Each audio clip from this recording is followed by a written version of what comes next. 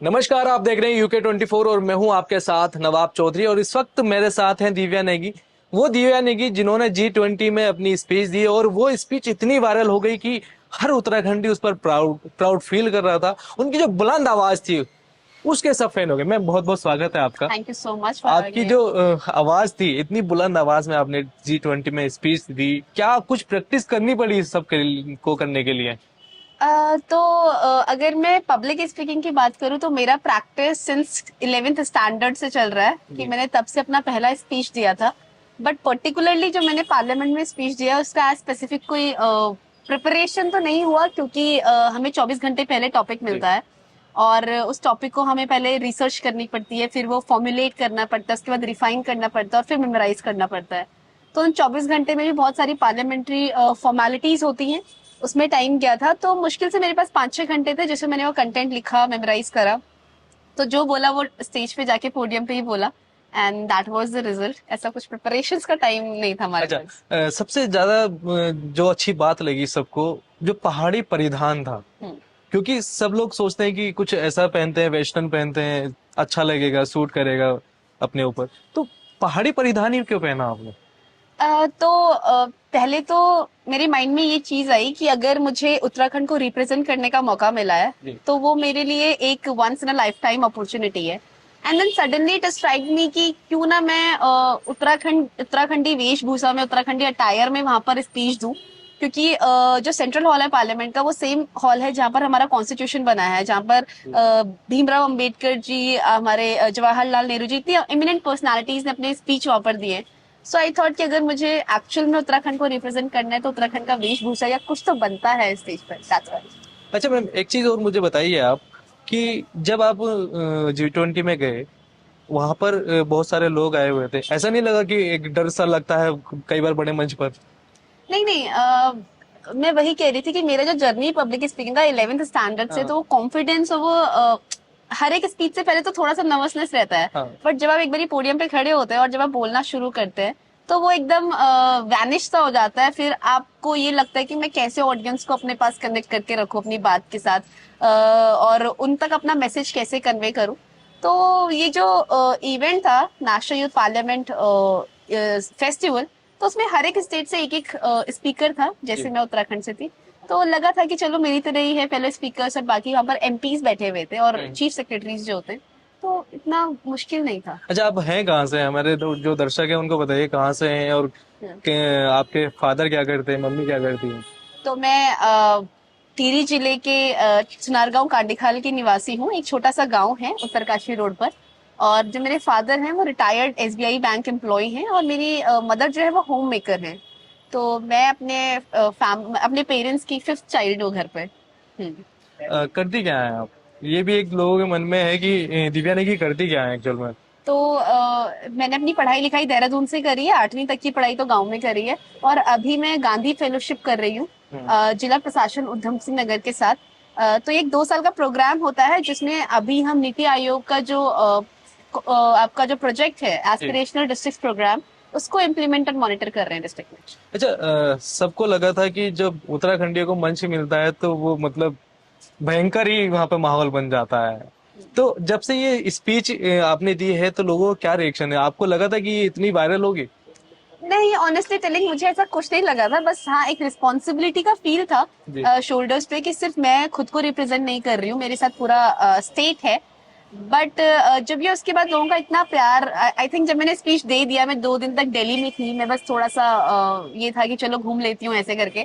तो 2 दिन बाद जब लोगों का प्यार मिलना शुरू हुआ और सडनली आउट ऑफ नोवेयर मुझे ऐसे मीडिया पर्सन्स के फोन आने लग गए, तो देन आई फेल्ट कि अच्छा, लोगों को मेरा स्पीच पसंद आ रहा है और उसके लिए मैं बहुत ज्यादा ग्रेटफुल हूँ, क्योंकि बहुत ज्यादा अनएक्सपेक्टेड था। तो या अच्छा, उत्तराखंड में क्या लगता है कि जैसे हमारी उत्तराखंड की महिलाएं हैं, उन्हें किस तरह से, कौन से क्षेत्रों में आगे बढ़ना चाहिए ताकि उत्तराखंड का भी नाम रोशन हो, और जो एक कॉन्फिडेंस भी बढ़े आगे बढ़ने के लिए, उत्तराखंड भी आगे बढ़े? तो मुझे लगता है जो हमारी उत्तराखंडी महिलाएं हैं, हम्म। जितना ग्रिट और जितना रेजिलियंस उनके पास होता है, जिस तरीके से वो अपना सारा फिजिकल हार्डवर्क करने के बाद अपनी फैमिली, अपने बच्चों के उसमें देखती हैं। और अभी जो लड़कियां हैं वो पहाड़ों में जाती हैं, घास काटती हैं, सुबह पानी लेने भी इतना दूर जाती हैं, उसके बावजूद अपनी पढ़ाई कर रही हैं, कॉलेज कर रही हैं, रेगुलर प्राइवेट। तो आई थिंक जितना डिटर्मिनेशन उनके पास है वो आपको मुश्किल ही कहीं देखने को मिलेगा। एज अ सोसाइटी हमारा यही रोल हो सकता है कि हम उनको वो अपॉर्चुनिटीज दें। आप ये एक्सपेक्ट नहीं कर सकते कि मेरी एक बेटी है, वो सुबह घास काटे, स्कूल जाने से पहले पानी भरे, फिर शाम को लकड़ी काटे, उसके पास टाइम नहीं है पढ़ने का, और मैं उससे कैसे एक्सपेक्ट कर लूँ वो 90-95 लेकर आए। तो हमें उसके लिए वो फेवरेबल अपॉर्चुनिटीज क्रिएट करनी पड़ेंगी, एक फेवरेबल प्लेटफॉर्म क्रिएट करना पड़ेगा कि वो खुद को प्रूव कर पाए। एंड आई डोंट थिंक कि कॉम्पिटेंसी और कैलिबर का किसी में कमी है। अच्छा, उत्तराखंड की अगर बात करें तो उत्तराखंड में क्या लगता है कि कौन सी चीजें जो हैं उत्तराखंडियों को आगे बढ़ाती हैं? क्या होना चाहिए महिलाओं के लिए, यूथ के लिए? कौन सी ऐसी योजनाएं बननी चाहिए, स्कीम बननी चाहिए ताकि जो उत्तराखंड के जो पलायन हो रहा है उसको जो है रोका जा सके? तो मैंने ये बहुत सारे इंटरव्यूज में पहले भी बोला है, मैं दोबारा ये बात कहूंगी कि सबसे पहले तो अगर मैं पॉलिसीज प्रोग्राम्स की बात करूं तो बहुत सारी पॉलिसीज और प्रोग्राम्स, चाहे मैं सेंट्रल गवर्नमेंट की बात करूं, स्टेट गवर्नमेंट की बात करूं, ऐसे एग्जिस्ट कर रही हैं, बट उनका यूटिलाइजेशन और इम्प्लीमेंटेशन उस लेवल का नहीं है।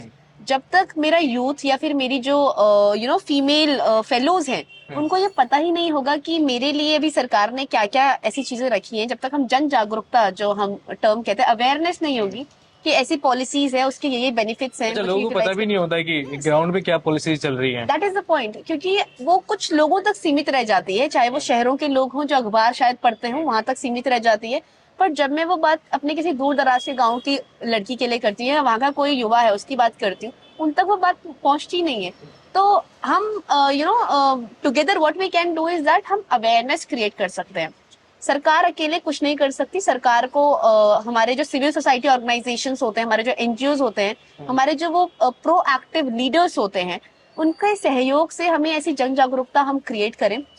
दूसरा, पॉलिसीज और इनके साथ साथ हम ये काम जरूर कर सकते हैं कि हमारी जैसे पंचायत स्तर होता है ना, हमारा पंचायत स्तर पे क्या, हमारा जो प्रधान है वो हमारा बहुत लोअर लेवल पे एक इलेक्टेड पब्लिक रिप्रेजेंटेटिव होता है। छोटी सरकार होती है हाँ, एक तरह से। हाँ, और वो हमें एक सेल्फ रूल का एक वो दिलाते हैं कि अच्छा, ग्राम स्वराज हमारी इतने टाइम से मतलब हमारे स्वतंत्रता के टाइम से इसकी बात चल रही है, तो उसका वो ग्राउंड पर है। अगर हम उन चीजों का जो इन्फॉर्मेशन का डिसमिनेशन है, अगर हम वहां से शुरू करें, तो आई थिंक बहुत बड़ा टास्क नहीं है हर एक गांव तक पहुंचना, क्योंकि इफ यू सी हर एक गांव में पंचायत प्रधान हर गांव में है। तो क्यों ना हम उस मीटिंग को अपना एक जरिया बनाए जहां पर हमारी औरतें बैठे, हमारे लोग बैठे, हमारे युवा बैठे, और वो डिस्कस करें, वो डेलिब्रेशंस करें, वो डिस्कशंस करें कि एक्चुअल में हमारे यहाँ पर क्या होना चाहिए। कोई पॉलिसीज हैं तो वो सिर्फ 4 लोगों तक सीमित ना रहे, वो जाए जहां तक उसे पहुंचना है। अच्छा, आप महेंद्र जी के पास भी गए थे, कैसा रहा एक्सपीरियंस? क्या कुछ उनका कहना था? बहुत ही वंडरफुल एक्सपीरियंस था। आई थिंक मेरी जो पढ़ाई है, मेरा स्कूलिंग, हायर स्कूलिंग एजुकेशन और जो मेरा कॉलेज है, वो मेरा श्री गुरु राम राय मिशन से ही हुआ है, स्कूल और पीजी कॉलेज। तो जब महेंद्र जी ने वहां पर इनवाइट करा, तो मेरे लिए एक बहुत ही अमेजिंग फीलिंग थी कि मतलब जिस मिशन की मैं एक पार्ट थी, और वहाँ के जो हेड हैं वो मुझे खुद वहां पर बुला के फेलिसिटेट करना चाहते हैं। एंड मतलब बहुत खुशी हुई जब उन्होंने कहा कि आप बहुत ही एलोक्वेंट स्पीकर है, और उन्होंने मेरा स्पीच सुना था जो मैंने पार्लियामेंट में दिया। तो उससे बड़ी बात शायद ही मेरे लिए कुछ और होगी कि मैं जिसका पार्ट थी वहां पर ही मुझे वो अप्रिशिएशन और रिकॉग्निशन मिल रहा है। फादर और मम्मी का क्या रिएक्शन था जब उन ये सब रिएक्शन आए लोगों के? आई थिंक कोई भी पेरेंट बहुत खुश होगा अगर उनका बच्चा शायद कुछ कर पा रहा है, थोड़ा बहुत ही कुछ कर पा रहा है, तो हर एक पेरेंट्स को वही खुशी होती है। सेम मेरे पेरेंट्स के साथ भी था, वो खुश थे, but at the same time उन्होंने मुझे ये जरूर बताया कि सिर्फ इसको अपना सब कुछ मत समझो, अभी बहुत आगे आगे भी जाना बढ़ना है। और अच्छा है, खुशी हो रही है, लोग बधाइयां दे रहे हैं, but this is not everything, हाँ, still there is a long इससे वे टू आगे जाना है। Yes yes yes. ये हर किसी माँ बाप का होता है कि भैया यहाँ मत रुको, हाँ, आगे बढ़ते जाओ। आगे बढ़ते जाओ। क्योंकि कई बार होता है ना कि लोगों को फेम मिल जाता है तो वो सोचते हैं कि हाँ सब कुछ मिल गया, ऐसा नहीं हो पाता है, क्योंकि आगे भी बढ़ना होता है। आपको क्या विजन है उत्तराखंड को लेके? एक जो आवाज है आपकी लोगों ने सुनी, और लोग फिर उम्मीद लगाते हैं कि अगर दिव्या नेगी इतने बड़े मंच पर उत्तराखंड का नाम रोशन कर सकती है, तो शायद उनका कोई विजन होगा उत्तराखंड को लेकर। तो मुझे ये चीज शायद मेरे क्या लगता है कि आपको क्या करना चाहिए उत्तराखंड के लिए? तो मेरे घर पे जो मेरे पेरेंट्स हैं, पर्टिकुलरली माय फादर, तो उन्होंने अपनी सर्विस देहरादून में 10 से 12 साल तक भी हो गए, उसके बाद भी वो रिटायरमेंट के बाद अभी टिहरी में रहते हैं क्योंकि उनको अपने पहाड़ से अपनी रूट से लगाव है। मेरे सबसे बड़े भाई हैं, वो दुबई में कार्यरत है, पर वो उत्तराखंड के लिए उनकी ऑर्गेनाइजेशन है, वो यहाँ पर काम करते हैं। सो आई थिंक वो मुझे वहां से एक वो फील आ रखा है कि मैं शायद देश के या विदेश के किसी भी कोने में होंगी, मुझे उत्तराखंड को कुछ ना कुछ देना है जो मेरी रूट्स हैं, जहाँ से मैं कनेक्टेड हूँ, राइट। मेरा भी वही विजन है कि मैं कुछ भी कंट्रीब्यूट कर पाऊँ अपनी लाइफ से या फिर किसी भी स्तर पर पहुंचूं। तो उत्तराखंड में सबसे पहले तो महिला सशक्तिकरण और जो हमारे युवा हैं, हमारे जो गांव में शिक्षा का है कि स्कूल नहीं है, एंड आई थिंक इंफ्रास्ट्रक्चर में तो शायद हम आवाज उठा सकते हैं, वो अवेयरनेस क्रिएट कर सकते हैं, but then government has a major role to play in that. But अपने एंड से मैं डेवलपमेंट सेक्टर के थ्रू कुछ ना कुछ कंट्रीब्यूट करना चाहूंगी। बहुत बड़े स्केल पे नहीं सोचा है, बट लेट्स सी। आप यूथ हैं और यूथ का जो विजन होता है वो सबसे अलग होता है। उत्तराखंड को भी 22 साल हो गए, क्या लगता है कि क्या बदलाव उत्तराखंड में होने चाहिए? जो मैं आपसे कह रही हूँ, एक तो अभी उत्तराखंड ऐसा राज्य है जो अपने जो यंग अडल्ट वाला जो फेस होता है वहां पर है, because I am my self 23 years. तो एंड आई फील अभी का जो हमें मेन फोकस रखना चाहिए वो हमें सिर्फ टेम्पररी डेवलपमेंटल प्रोसेसेस पे नहीं रखना चाहिए, हमें एक लॉन्ग विजन रखना चाहिए कि अगर मैं उत्तराखंड को 20 साल बाद देखना चाहती हूँ तो मुझे अभी ऐसे क्या स्टेप्स लेने होंगे जो उत्तराखंड को उस स्टेज पर लेकर जाएं।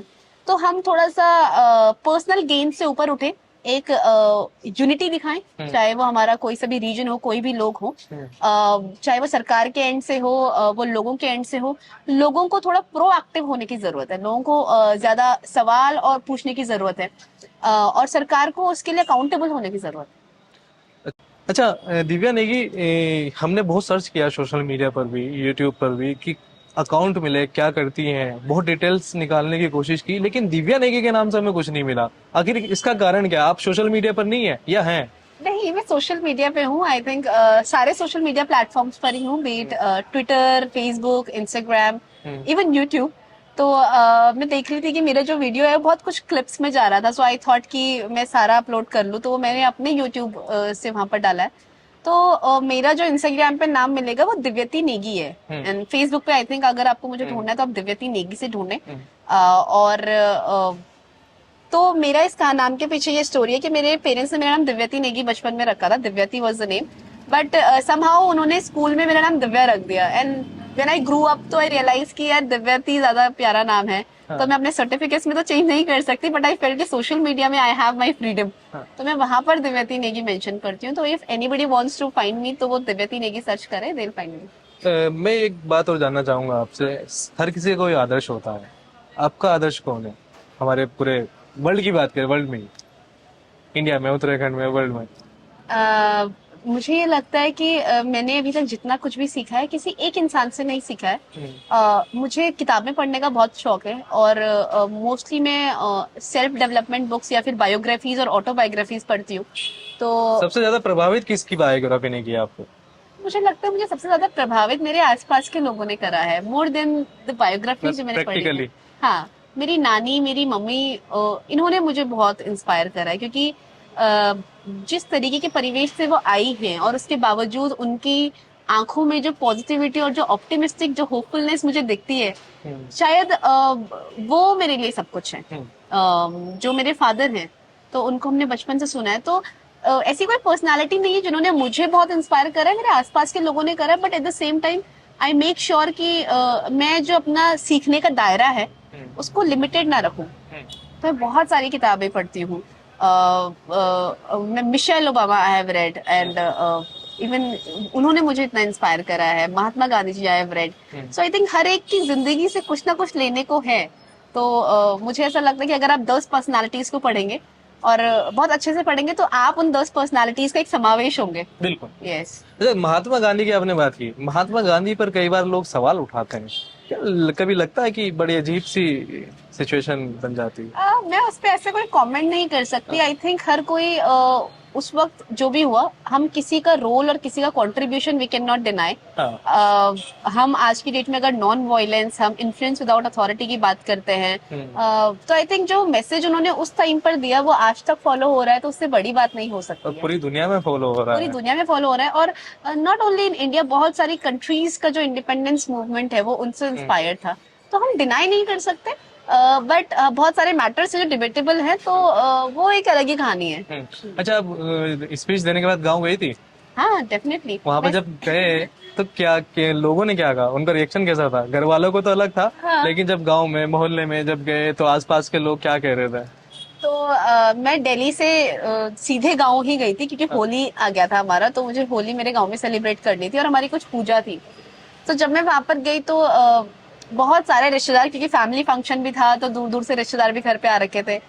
तो जो सबसे पहले उनका मुझसे यही था कि ये इतना कॉन्फिडेंस आया कहाँ से? अच्छा। They asked me this question कि तुम यहीं से बड़ी हुई हो, हमारे बीच से ही हो, इतनी हिम्मत कहाँ से आ हमें गई तो नहीं कि पता था ये बात। इतनी हिम्मत कहाँ से आ गई? हाँ, तो एंड आई थिंक अगर मैं वहां से मुझे बहुत कुछ मिला है। हाँ, अगर मैं शायद देहरादून में आके मुझे वो एक्सपोजर नहीं मिलता कि जिंदगी में ये भी चीजें होती हैं, तो शायद ही मैं इस स्टेज पर आज होती। बट दैट्स व्हाई आई से कि कॉम्पिटेंसी कैलिबर हर किसी के पास है, बस हमें एक प्लेटफॉर्म देने की जरूरत है।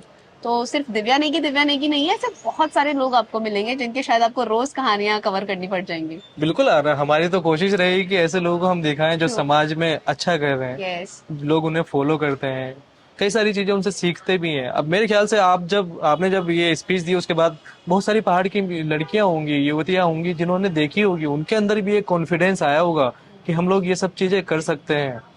अच्छा, सब लोग G20 में गए, इसका कोई क्राइटेरिया तो होगा कि भैया ये कंपटीशन क्लियर करने के बाद आपको इतने बड़े मंच पर जाना पड़ेगा स्पीच देने के लिए? हाँ हाँ हाँ, इसका ये क्राइटेरिया। पूरा क्राइटेरिया क्या था?